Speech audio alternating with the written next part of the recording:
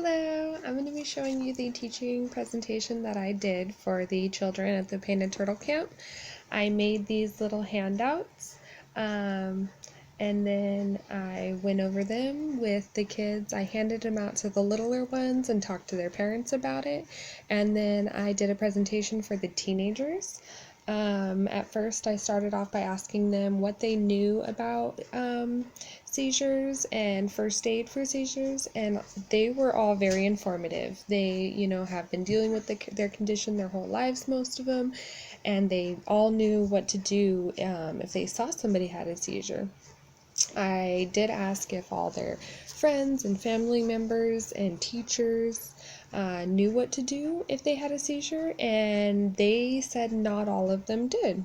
So I told them that these cards can be used for them to go over the steps with them, and then keep them on their backpacks, so that if they were to have one, then they could use it as like a guide or a reference as to what to do. Then we went over each of the steps. I told them that the person that's with them should stay calm and stay with them, and that if there's another person there, that other person can call the emergency contact number that I told them that they need to write on the back with permanent marker, or go get a parent or a teacher or somebody, some adult that's nearby. Then we talked about the person that's with them needs to count how long that they're having the seizure, and that it's important that they count by saying 1,000, 2, 1,000, as a guide as to how to count, so that they're not counting too fast or too slow. And then next I told them how it's important to move everything away from them so that they don't hit their head or get hurt. And it's important to turn them onto their side so that they don't choke, and to put something soft underneath their head. And I asked them what kinds of things they could use, and the kids came up with things like backpacks, pillows, sweaters, jackets, things like that. I told them it's important not to hold them down, and it's important not to put anything in their mouth.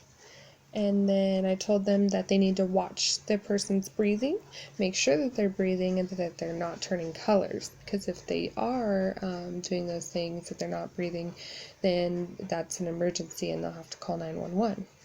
And then some people actually are up and walking around when they have a seizure. So the last step here I put if I'm walking around, to make sure that I don't get hurt. So you'll just want to kindly block them from walking into a wall or into a street or somewhere where they can get hurt. Then I asked them all if they had any questions. They kind of wanted to know more about that last step there, because they didn't, some of them didn't know that people having a seizure could be up and walking around.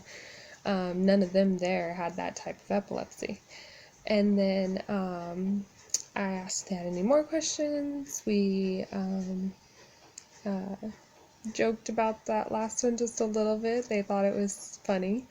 And then I had cuties that I handed out to everybody, and that was it. And then I just want to show you my little cutie pie. Oh, she's sleeping in her little swing.